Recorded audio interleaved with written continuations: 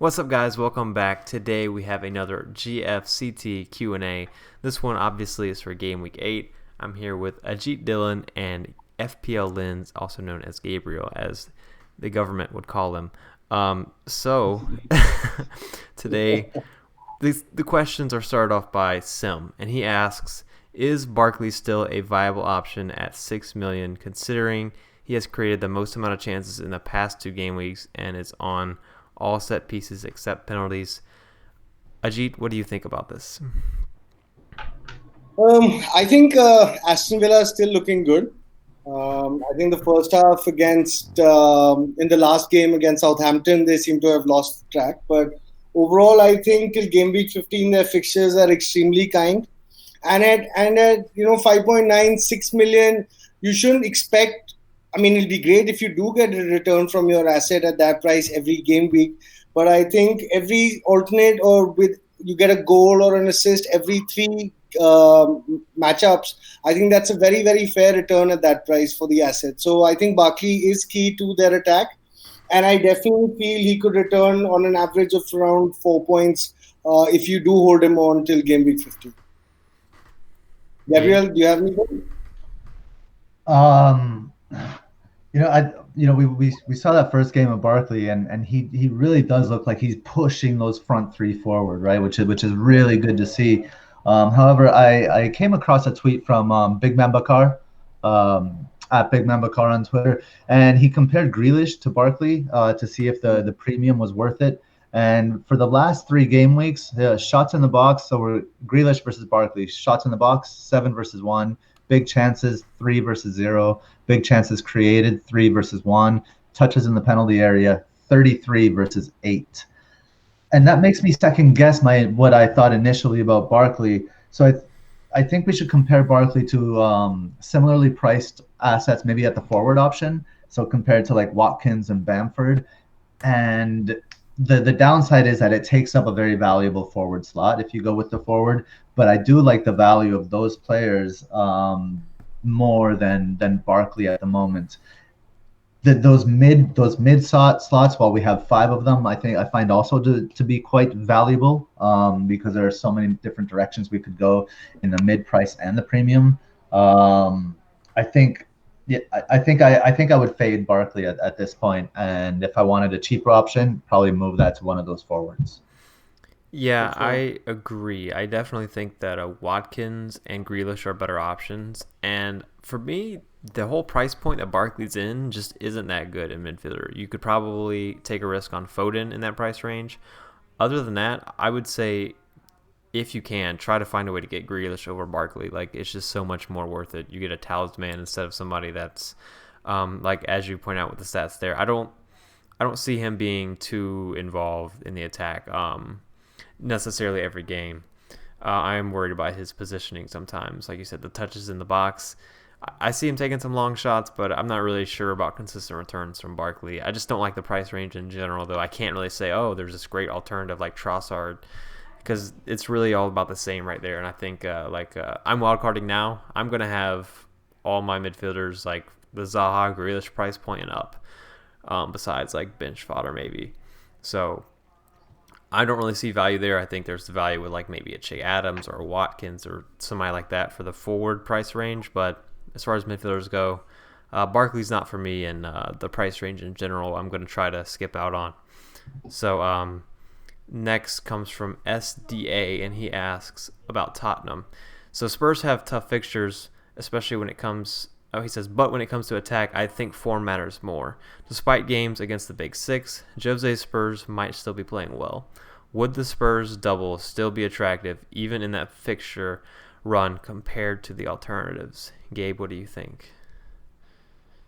I would honestly look at I would not double up on Spurs going into tougher fixtures. I would look at a couple things when considering Spurs assets, and it's mostly matchup based, unsurprisingly. So the first thing is, are they playing against a team that plays a high line?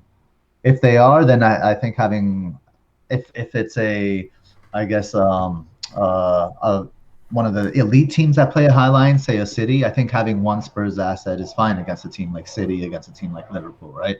I think having 2 is too much for sure.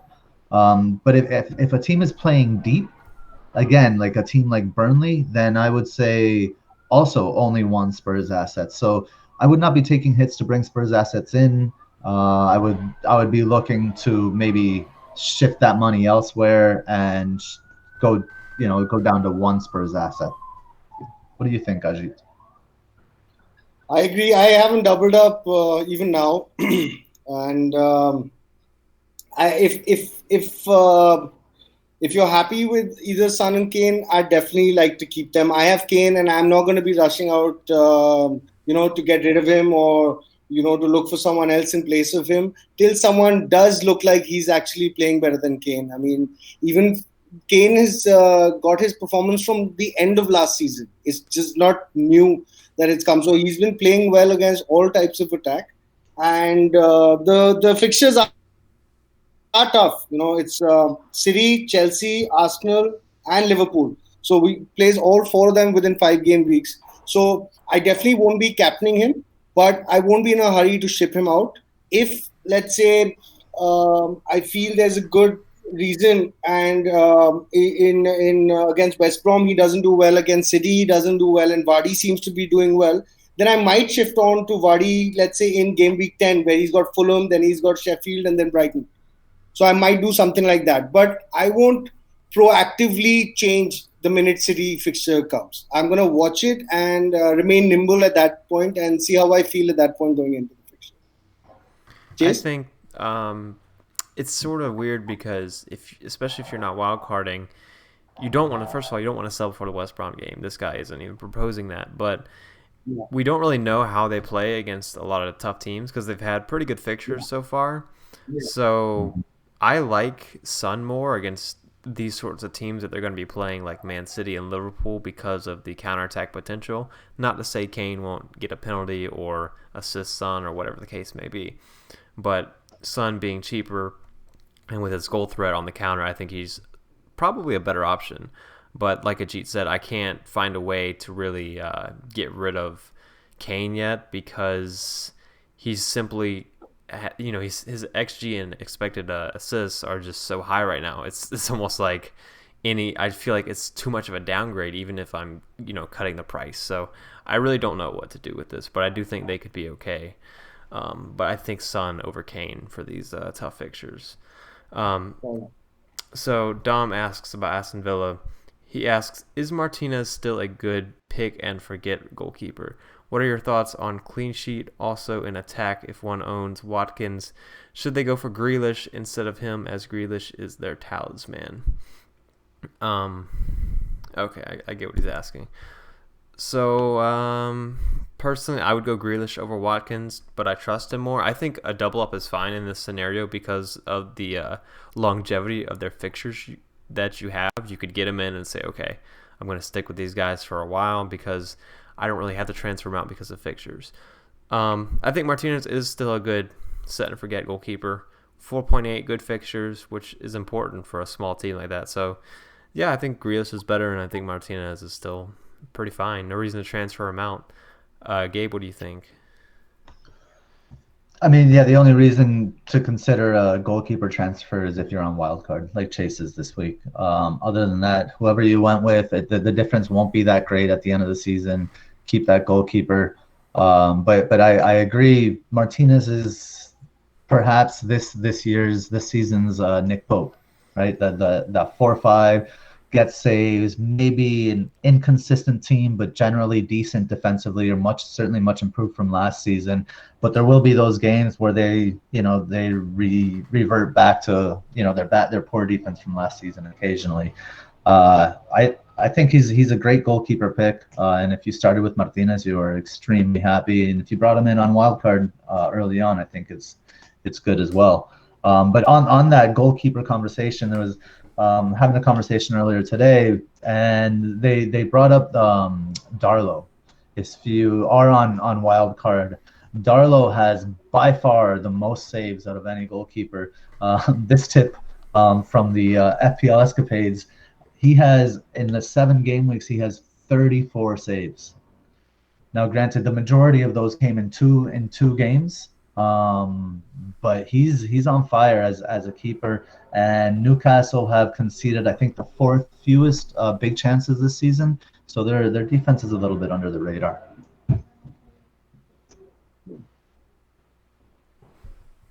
But I know we're talking about Villa, guys. I just wanted to throw that goalkeeper tip in there. No,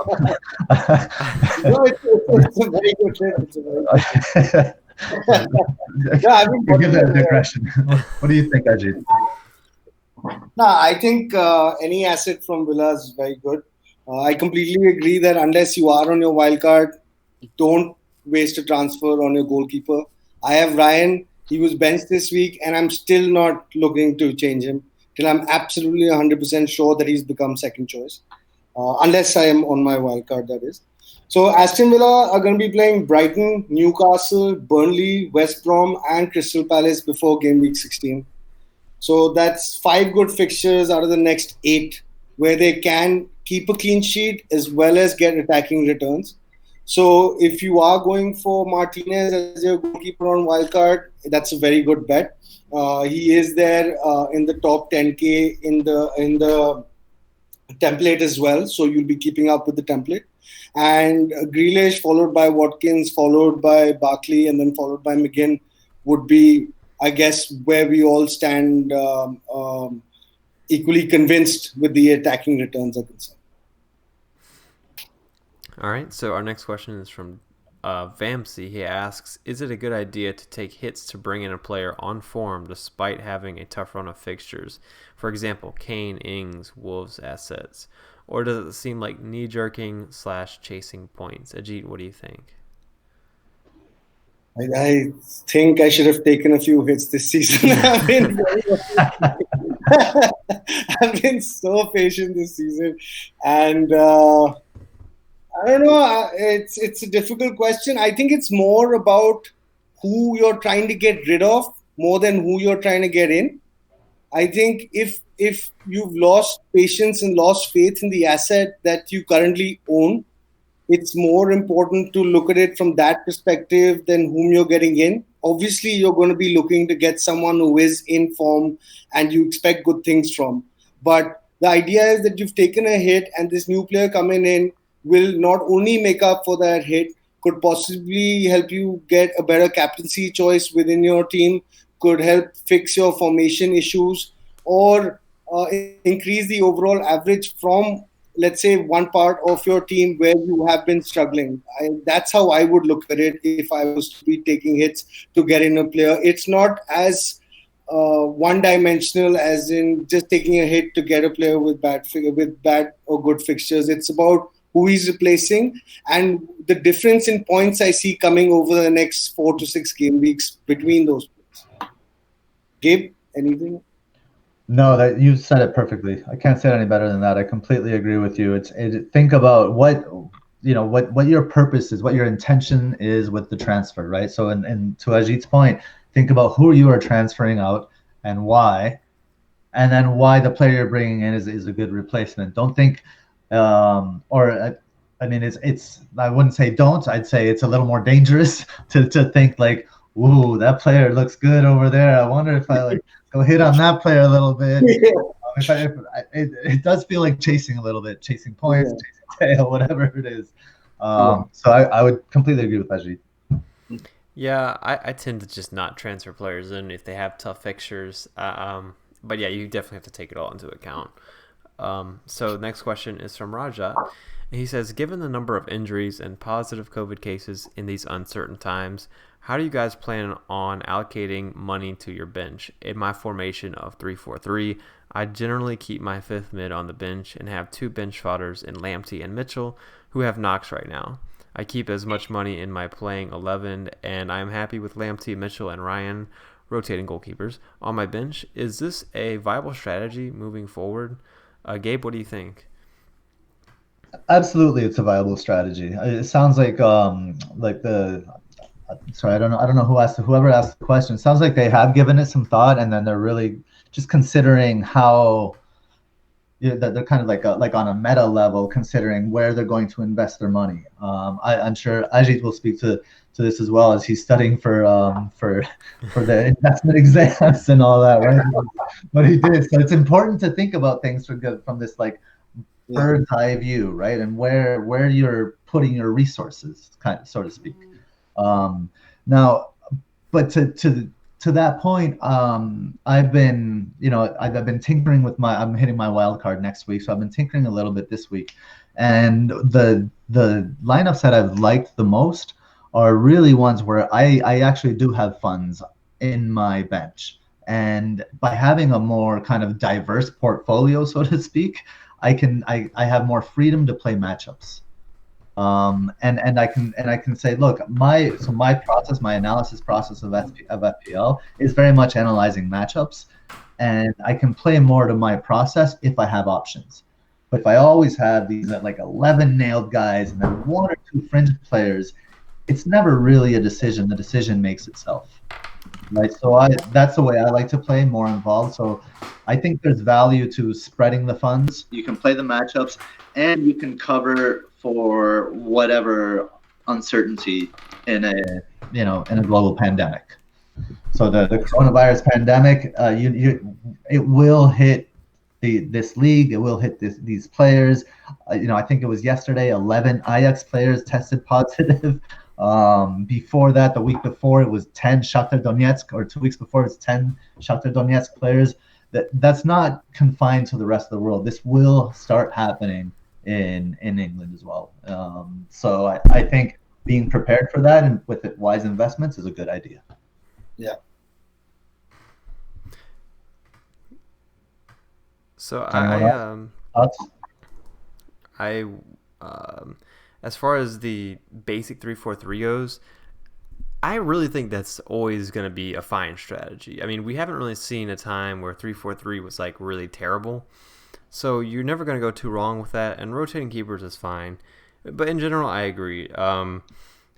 Keeping them as much money in the playing 11, again, I know Sham's a big proponent of that, and of course it makes sense because you're just simply, if you agree that the way FPL prices things is fair, then you're giving yourself the best chance of getting the most points.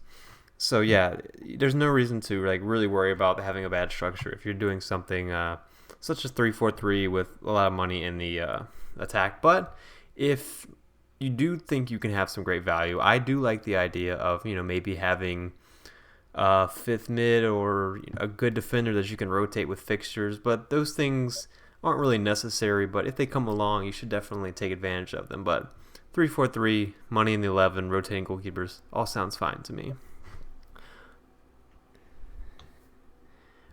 So, Ajit, anything to add? Nothing this year, just to, I agree with everything you both just said. I don't think I can say it any better myself. The only other thing one can be mindful of if you're on your wild card or if you're looking at changes, I'm sure you've already done it, knowing most of the managers here. But the price points, like if you've got different price points, even if a couple of them do get hit by COVID or an injury, it'll be easy for you to switch out and get a replacement for them. And this year, luckily, we're seeing a lot of good assets at all kinds of price points. Mm-hmm. It's not where only the premiums are doing well, or the weaker or the cheaper assets aren't doing well. Across the board, assets are doing well across teams, across price points. So if you do pay attention to the different price points and are able to plan a team where you can match up to those price points, then even if you have a very, very thin bench where like only 2 out of 4 can play, I think you can stretch it as far as possible while you still have the wild card in your back pocket. At that price points, I love that point. And actually, Chase and I were just talking about that. Yeah. You want to bring up the situation you have with your midfield right now and your wild card tinker, Chase? Oh, well, yeah. So right now, my current team, I have Son, Salah, Grealish, Zaha, and Rodriguez. So no bench fodder mids. Nice. So, and I'm planning on benching James against Manchester United and then playing him against Fulham. The Fulham matchup's just too great. And then maybe after that, I can think about getting rid of him. So, I think if you have a wild card or something like that, then maybe you can look at doing these things. But structure, it's really if you could plan it out right, you can make a lot of different structures work based on who has good fixtures, and then because if you're dealing with rotation, then you can get around some bad fixtures, and that may allow you to bring in a player. Like, let's say theoretically somebody plays Man City, West Brom, then Liverpool. So a lot of people may avoid them because 2 of the next 3 are tough, but that one fixture in the middle is actually really good. So, if you have these rotations that sort of you can target the good fixtures, it can be really beneficial. So at some point in the season, I typically end up doing things like this, and I'm planning on doing that. Right now I have Calvert-Lewin and James on the bench in my current wildcard draft. So that might change, but one of them, I'm definitely going to keep one of them, and they'll be on the bench, and then I'll play them against Fulham. So yeah, it just depends on what you want to do. But you can. To this point, you want to avoid going like a midfield of Rodriguez, Zaha, Grealish, Ziyech, and, Yes. and I don't know who else, or all of them like between 7 and 8. And to move to any of the premiums, it's like 3 moves or something like that. Yeah, the flexibility is worth a lot. It's a gamble. Like, it is a gamble because right now, I just have the Salah and the Son, which is like close. And I have Kane that I was like, okay, I could go Kane down to, Watkins, and then all of a sudden I can upgrade to whoever. But if you're gonna like have no flexibility like that in terms of adjusting the premium, you're basically saying I'm very confident that the premiums won't break out, or that my value options can either keep up with them or outscore them or whatever. So it's really just a state of confidence, and it's sort of hard to get out of it once you do that. But you have to take risks sometimes, and I'm okay with taking, like, I'd rather take a risk like that than take a risk like, I don't really think this player's a good option, but he's a differential, so let me get him in. And you hear people talk about those sorts of risks more than you do, I feel like, structural risks, where they're like, you got to have a good structure, but then they're like, you don't have to have good players. You can just pick differentials, and people will just be like, great pick, even though it's not. So, yeah. Rajat also asks about Newcastle assets. He says he's intrigued by Wilson and Lewis. Their next 5 fixtures are Southampton, Chelsea, Palace, Villa, and West Brom. Do you think Newcastle may keep clean sheets in the future? And may Wilson keep returning as he's on penalties too? Before I say anything, as the Colin Wilson lover, anybody that watch my channel know, I have to answer yes, Colin Wilson will keep returning. So, Ajit, what do you think about this? No, I like their fixtures. I like what they're doing. Wilson's been the second highest as far as big chances are concerned this entire season, with 8, only second to Calvert-Lewin. He's outperforming his expected points by 5 points. So while he's outperforming, he's not significantly outperforming. So this can be sustained as well. And from game week 10 to game week 15, he has excellent fixtures. He's got Crystal Palace, Aston Villa, West Brom, Leeds, and Fulham. So I think he can get an attacking return against all of them, and he's on penalties. And his price point is fantastic. I mean, even if he gives me a return once every 2 games, I'll be more than happy. Gabe? Yeah, I completely agree on Wilson. I think he's one of the best value forwards in the game right now. And to like Ajit said, his stats are very much sustainable. He's not overperforming or underperforming significantly in any one direction. So agree on Wilson, and also actually agree a little bit on the Newcastle defense, like I had mentioned before with Darlow. They've actually conceded the second fewest big chances this season. However, they've conceded the 5th highest XG. So I don't really know what to make of that. It means that there might be potential, there might be value. I think for now I would probably fade Newcastle defenders. If I want in on the Newcastle defense, I'd want the save points as a floor from the goalkeeper. So I'd probably go in the goalkeeper direction and not so much in the defender direction. That makes sense. Yeah, I think that they're better. There are better value defenders out there, and I do have Colin Wilson in my wildcard team, and he will end up in my wildcard team. So that answers that question. So we got a question from Raja and as well as Shravan asking about defenses here. So Shravan asks, is Arsenal's defense the real deal, and could Bellerin slash Tierney slash Gabriel rival Trent slash Robbo for a premium defender spot in our squads? So, Gabe, what do we think about Arsenal's defense? I know you and Sham started off with some of their defenders at the beginning of the season. How do you feel about them now? Right now, I feel my favorite pick of the year, my favorite call of the year, even beyond Everton, it has been Bellerin. I'm so happy I started the season with him. He's at 5.0, nailed, always a wing back, a team leader, so somebody they rely on for in many different ways. They look to him for spirit, for leadership, for intelligence, and so I think Bellerin is a fantastic pick, and glad to see people are kind of jumping on him now as his price is going up.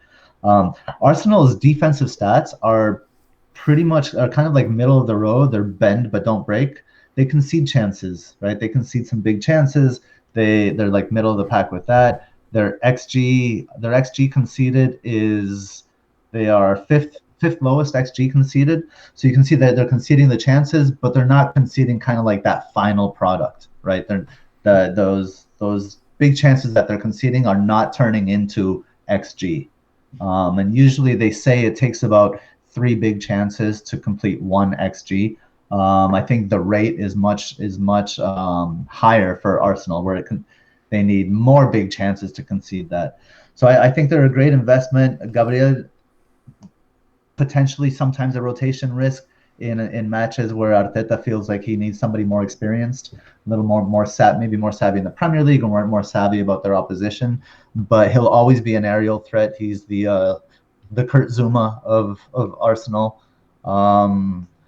And so yeah, I think they're the real deal, and I think Arteta's kind of solidifying the defense to provide a solid base, and then we're going to see Arsenal's attack kind of start to develop probably around like the Christmas period or around there. I would look to Arsenal attack, but defensively, I like them a lot. Nice. Achi? Yeah, I completely agree with everything Gabe said statistically. And I'd just like to add that I watched them play over the weekend, and with Elney and Partey in the middle as well, they get a lot more cover. I was very impressed with what I saw, and I've continuously been impressed with what I've seen of the eye test since Gabe's already spoken about the other statistics. It's very unfortunate, actually. I mean, they should be getting a lot more clean sheets. They don't really concede too many goals. I think they've conceded all of 7, but they only have 2 clean sheets. So, I mean, considering the season that we've had, it's not that bad actually. And most of these teams, especially in the top 6, top 8, you see most of their clean sheets come after the first 10 game weeks.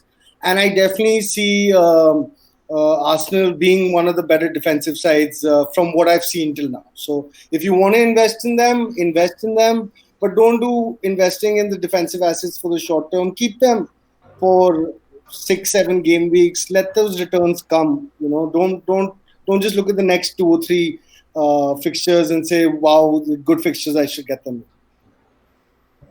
That's what I would say. Yeah, Arsenal, I like them. I'm considering Bellerin right now my wild card instead of Zuma. Probably, I was gonna say more attacking threat, but I guess not. I don't know. I'm just never sold on Arsenal. I guess just because their name's Arsenal. It's hard for me to get their players in general. It was hard for me to start off with Aubameyang. I don't really own him that much, so I don't really have much to say about Arsenal.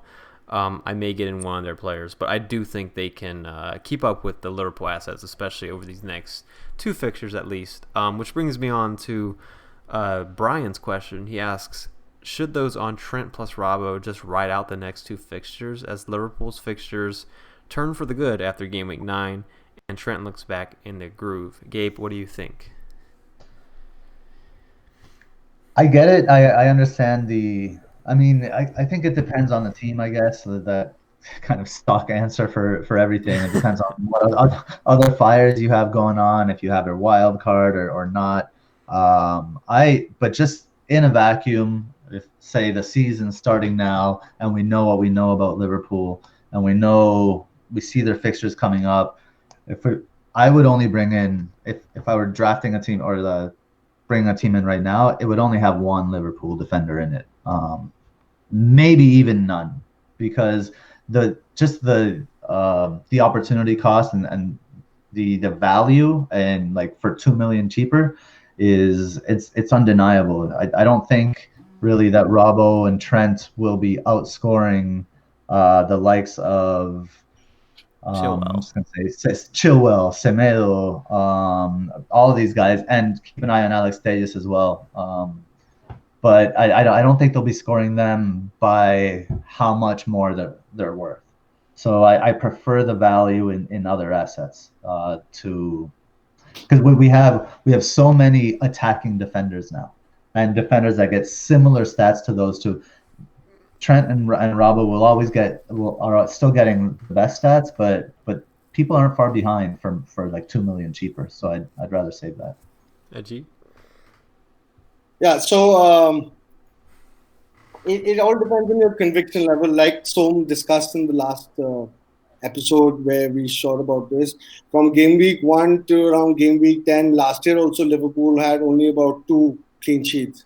And then from game week 11 to about 25, they got 10. So as far as my fixtures are concerned, as per my own FDR, Liverpool have the best fixtures from game week 9 to 16. No one comes close to them. They have Brighton, Fulham, Crystal Palace, West Brom, Newcastle. These are fixtures where they not only can keep clean sheet if Matip comes back, but you could get attacking returns from both. Having said that, I personally am also looking to hedge my risk with City defensive assets. I know City people don't like getting on their defensive assets because there's so much attacking potential in that team that you want to fit in 3 offensive guys. But at the moment, since I can't personally find 3 offensive assets that I want from their team, their defensive assets seem to be getting their act together. From the first 4 game weeks, they were right at the bottom. They were highest big chances. They were as bad as a West Brom or a Fulham or a Manchester United. But both Manchester United and City have really turned it around in the last 3 fixtures. If you see, the big chances are only 2. From game week 5, 6, 7, Manchester City, Wolves, and Manchester United have only given 2 big chances each. So all 3 good defensive teams have started performing well as well. And if you look at their fixtures as well, after Tottenham in game week 9, they have Burnley, Fulham, West Brom, Southampton, Newcastle. So they've also got excellent fixtures. So instead of a TA and a Robbo, if you keep one of TA or Robbo and get in, let's say, a Cancelo or a Laporte, even he's fit now, I think you're going to save a little bit of money, hedge your risk, and get the benefit of both. So, I mean, 2 good teams and the possibility of increasing that clean sheet rather than, banking just on one team. That's how I'd go. I like the Cancelo shout there, Ajit. Just really quick, because Benjamin Mendy's injured. Yes. And Cancelo has been their best outside defender. Yeah, he's creating a lot. Yes. Yeah, so I think that's a really good shout at 5'4", much better than Laporte at 6. I think Ruben Diaz is also an interesting one at 5'5". Yes. Right, yes. Yeah, I mean, I've been looking at the Man City options. If I knew he was going to play every week, he could be a great option. 5.4, it's not bad for a City left back or right back or wherever they play him. Personally, I think if I had Robbo and Trent, I would get rid of one of them at least. I think a smart move is getting rid of Trent first and going Trent to Chilwell, or if you need more money, going Trent to Cresswell, the Wells in left back here, Kufal or who are the other Kufal and Masuaku, the 2 West Ham defenders that I have in my team right now, my wildcard team. I think they're all great options, and I sort of like Gabe said, there's more attacking fullbacks now, and I think they can make up for the yes, they're not quite as good, but they're much cheaper, and you could spend that money elsewhere. So I would definitely wouldn't have two Liverpool defenders going into this, but keeping one is perfectly understandable. I mean, it's sort of just like a respect because of the, I don't know, previous 2 seasons they've done so well.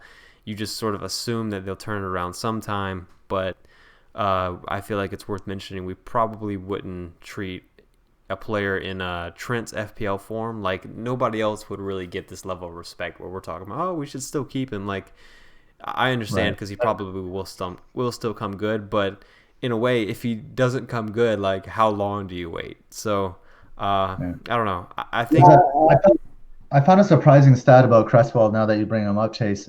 He's tied with Trent for the most baseline bonus points out of defenders. Oh, I didn't know that. I mean, I am interested in Cresswell. I haven't watched too much of West Ham. Isn't he playing left center back? He's playing left center back, but it's this weekend's going to be interesting because if Beharabi comes in, maybe he comes in as more of a left midfielder. Masuaku gets tucked in as a left fullback, or Cresswell gets bumped out and Masuaku goes to the bench. We don't know what that dynamic is going to be yet. But what happens with Cresswell is Masuaku has such an engine that he drives at defenders and he pushes them back, and that gives Cresswell space to kind of step forward, and he really has time to deliver his nice crosses in, which he's so good at. And then on top of that, he's getting kind of like clearance, interception for baseline bonus, and I think that's why he's so high on that baseline bonus. And you're saving, so the same as Trent, and you're saving what, 2.5 mil there. Yeah, I think maybe without Antonio there, that could hurt, the finishing of the chances. But I do like Cresswell, and if I can find the money, I will go Masuaku to Cresswell for sure. But I do think Kufal will end up in the team. He's had some lucky assists so far, but I think he can get that expected assists up a little bit as the season progresses, hopefully. So I'm interested in this question. Alden Morris asks about FPL and mental health. So we put a lot of time and thought into FPL that we forget to give more attention to the important things in our lives that actually matter, thereafter directly/indirectly affecting our mental health. How do we tackle this issue from an FPL addict's point of view? Ajit, any comments on this? So, firstly, it's been a really tough year for everyone. 2020. I mean, any person who's taken any kind of risk, started a business, started a new job, started a new family, started playing FPL. This has not been like the similar kind of season. I mean, you've had your fair amount of footfalls, and like anything else in life, if you're addicted to something and you tend to go overboard and it doesn't provide the satisfaction that you were looking for, you tend to have an equally large reaction when that happens. So my basic thing would firstly be that's why we have these groups, so that we can help each other. And the main thing is that, you need to find these pockets like GFCT. The reason we built this is that, when you're down, when you're out, when you're completely lost as to why you're not doing well at something you love so much, something you spend so many hours devoted to, actually doing proper research, is that you just have the courage to come out and ask for help. And you'll be shocked how many people genuinely want to help you, want to see you do well. And I think that's the first step, asking for help. The second thing is, if you're not happy with the help that you're receiving, then sometimes just leave your team. Set a captain, take a couple of hits, set your team, look at the next 6 fixtures, and just let it be. Just enjoy the football, enjoy the weekends with your family, with your friends, play a different sport for the next 3 or 4 weeks, then come back and have a look at it. Sometimes that gives a lot of perspective. I mean, these are the basic kind of measures I'd take. I'd love to hear what you guys think. Game?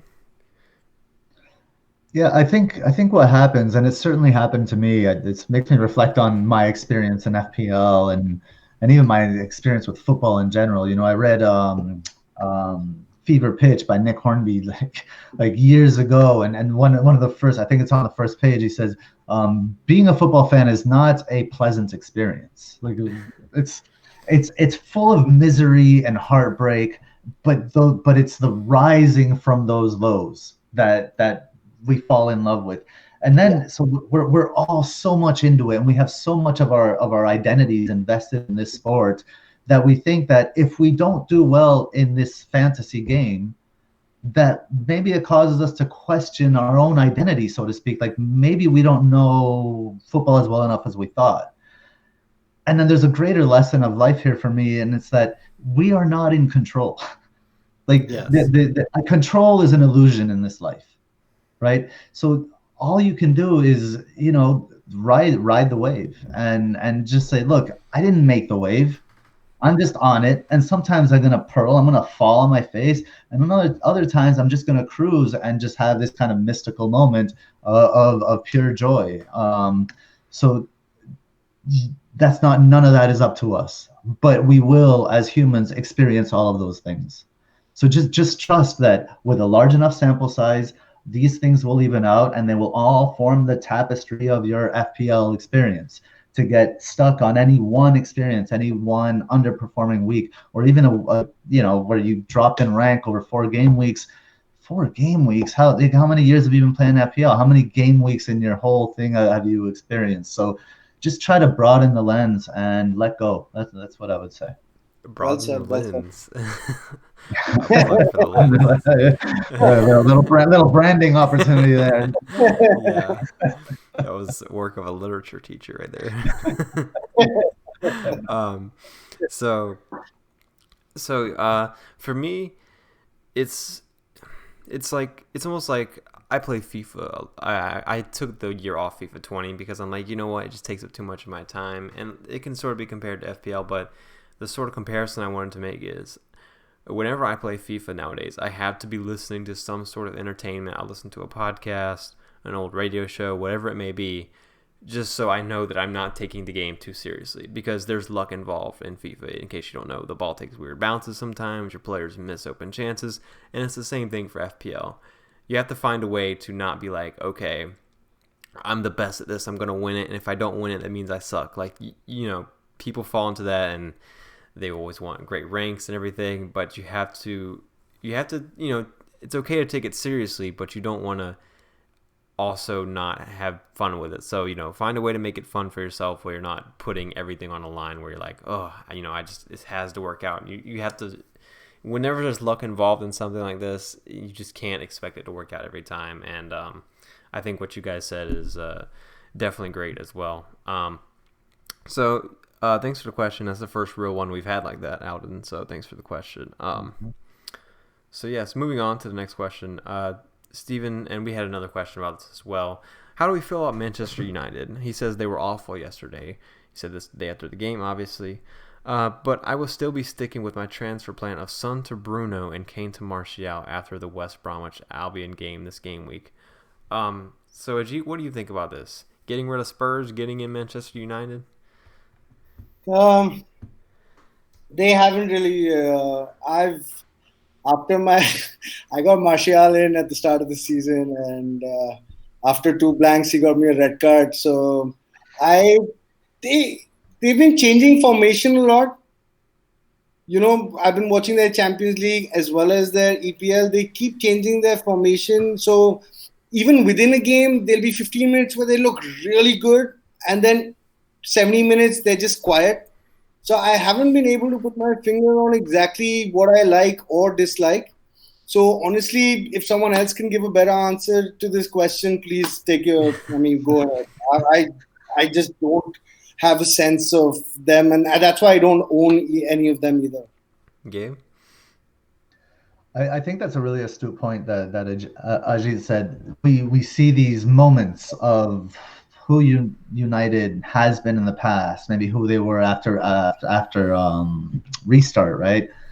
But for the most part, it's a very difficult team to watch right now. Here's what I'll say as somebody that's considering a wild card after game week 8 is chasing the West Brom train makes sense. Because West Brom are statistically they are that poor. So I understand the move. I don't know if I would do both. I don't know if I would jump 2 feet into United. But I think we also may learn a lot about United after this weekend.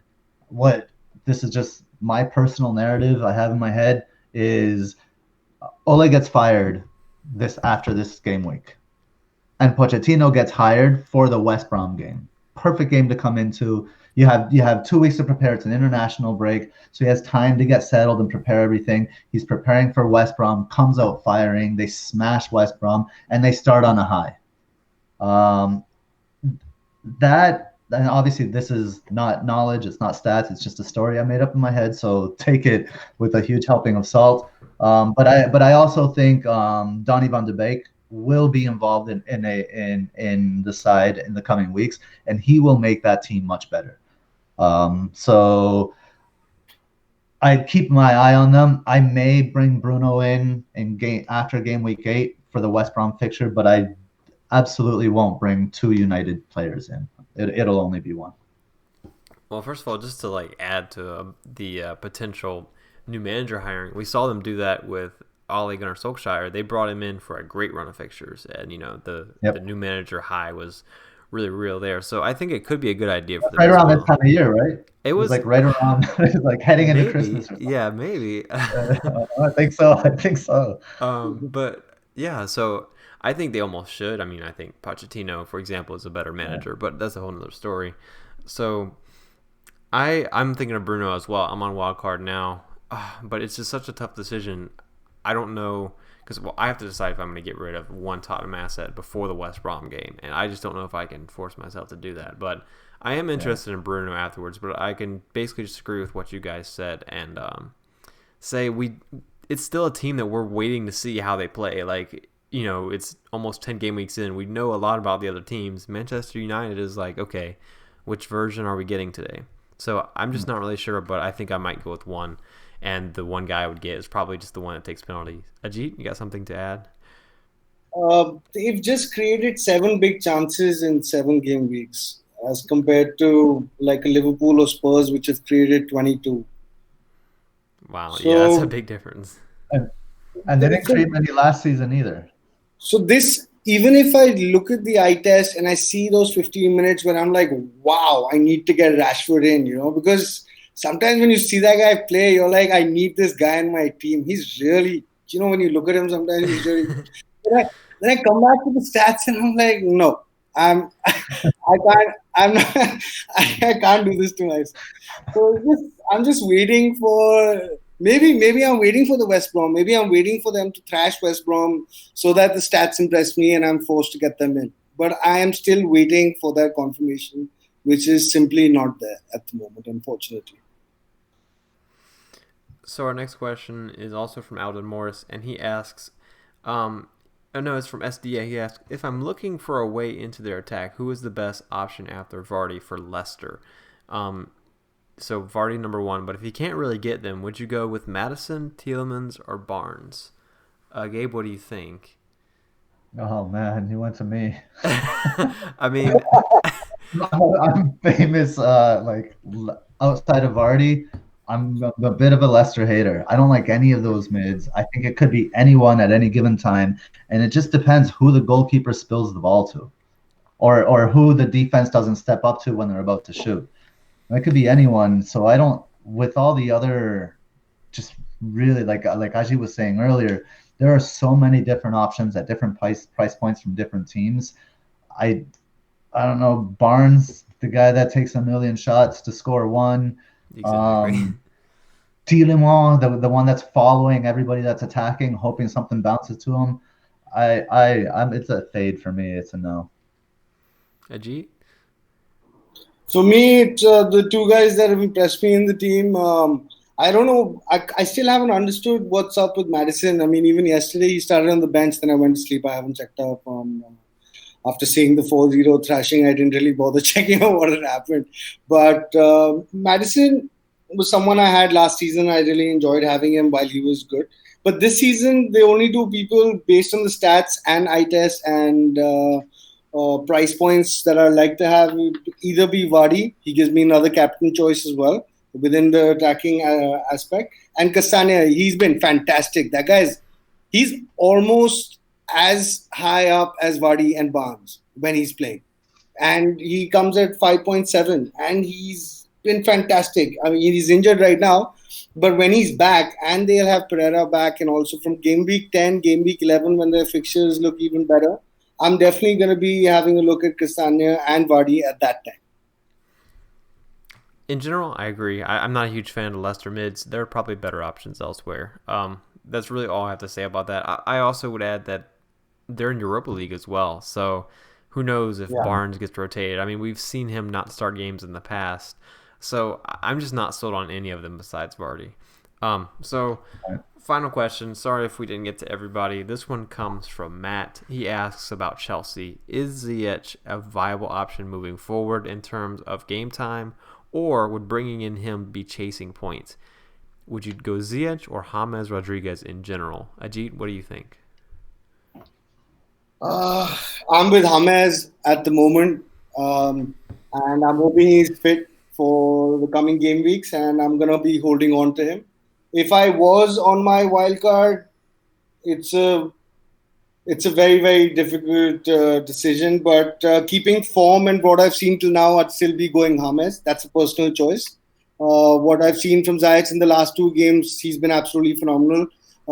He's been assisting and scoring. That's the UCL game as well as the EPL game. And they have very, very kind fixtures as well. I guess that's why they're getting it. I mean, everyone's getting their defensive assets. They've got Newcastle. They've got Tottenham. They can score against Tottenham. They've got Leeds. Leeds is pretty porous themselves, because they play in a very attacking manner. So the next 3 are equally good for Chelsea. My personal choice would be James, fit James, because there's a lot of rotation and in the Chelsea midfield. But I mean, if you want to go with Ziyech, I completely understand if you do. Gabe? Well, I mean, having started the season with James, I got him at 7.5. So comparing him to Ziyech is quite a big difference in price. But if I were say looking at them kind of now, both of them equally now, James is what, 7.8 right now? Is that 7.9? 7.9? Yeah. And Ziyech is 8, right? So they're basically, or he may have dropped 7.9, but they're basically the same price now. What I see in the teams is I'm going with the better team and the better manager probably, and that's in Ancelotti. And I also see Everton kind of funneling, not quite funneling, but a lot of their creative play goes through James. Versus Ziyech he's an important piece of that attack, and that attack has improved since he's been introduced. But he's not the creative hub, right? And that team still isn't quite clicking. They need somebody quicker to get on Ziyech's whipped balls when he whips them inside. Werner will never get to that ball. We all saw him duck his head on Chilwell's ball inside. That was so bad. So James edges it for me because of the involvement, I would say. But I love both. I think both picks are great. So yeah. Yeah, I agree. I think in a way they're similar players. They're not like super athletic, but they're good on the ball. I think for me it's James. Ziyech, similarly to James, I guess, in the last EPL game he had one shot, one goal, and sort of one big chance created, one assist type of thing. And the shot he had wasn't really spectacular. I would consider it an error from Nick Pope. So I'm not sure if that's indicative of things to come with him making long shots like that, as opposed to James when he hit his long shot. It's just James for me. He just showed more form, and I'm not so sure about James is central to the attack, and Ziyech isn't. So I replicate that point as well.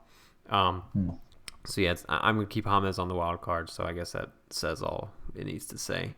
So thanks for your question today, guys. Anything else you would like to add? All right, I will take that as a no. So thanks for watching to the end of the video, and we will see you next time. Have a good game week 8, just not as good as mine, of course. Bye, guys. Bye, everyone. Bye.